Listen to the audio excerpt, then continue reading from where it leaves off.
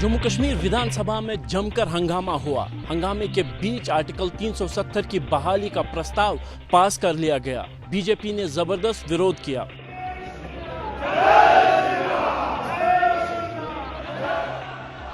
जय श्री राम के जयकारे जम्मू कश्मीर विधानसभा में लग रहे थे और इस प्रस्ताव के विरोध में लग रहे थे, जिसमें जम्मू कश्मीर में 370 की बहाली की बात कही गई है।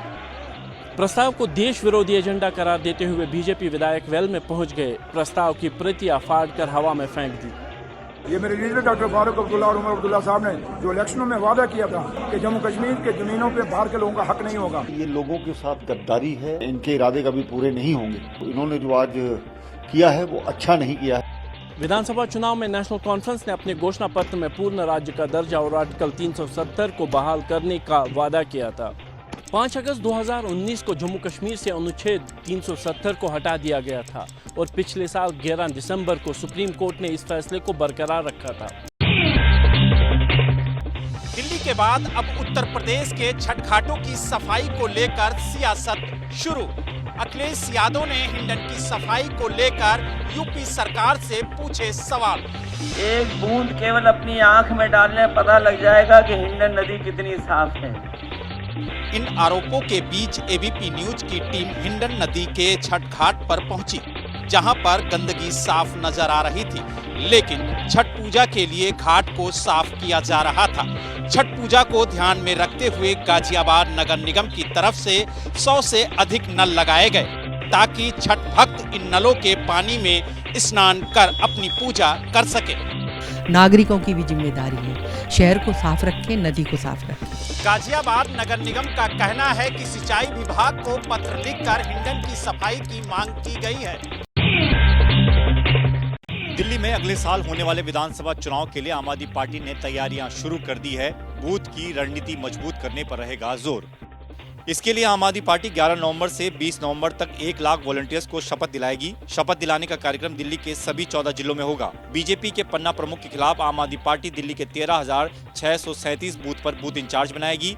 हर बूथ पर 10 लोगों की कमेटी होगी। ये कमेटी 250 घर या 1000 वोटर्स को कवर करने का काम करेगी।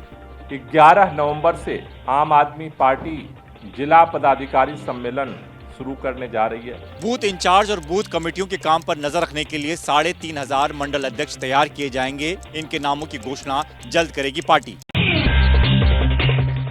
फर्जी सर्टिफिकेट से बेटे को एडमिशन दिलाने के मामले में पटना एम्स के निदेशक पर एक्शन।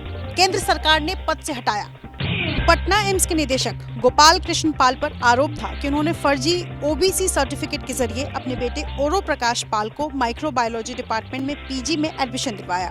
इसके लिए कम इनकम वाला यानी नॉन क्रीमी ओबीसी कोटे वाला सर्टिफिकेट बनवाया। अगस्त में एडमिशन हुआ और सितंबर में शिकायत की गई। जांच में ये सारे आरोप सही पाए गए। निदेशक को हटाने का ऑर्डर जारी कर दिया गया है। केंद्र सरकार ने देवघर एम्स के डायरेक्टर को पटना एम्स का अतिरिक्त प्रभार दे दिया है।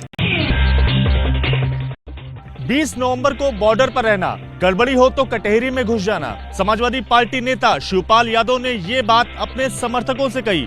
बीजेपी बोली यूपी में योगी की सरकार है। समाजवादी पार्टी की तरफ से शिवपाल यादव कटहरी विधानसभा उपचुनाव के प्रभारी बनाए गए हैं।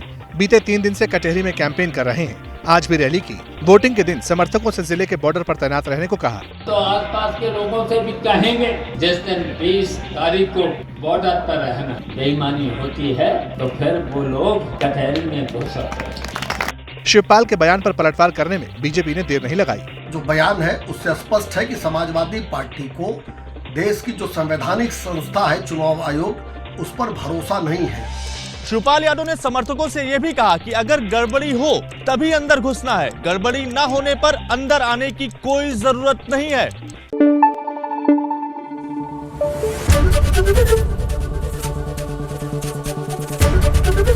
एबीपी न्यूज आपको रखे आगे।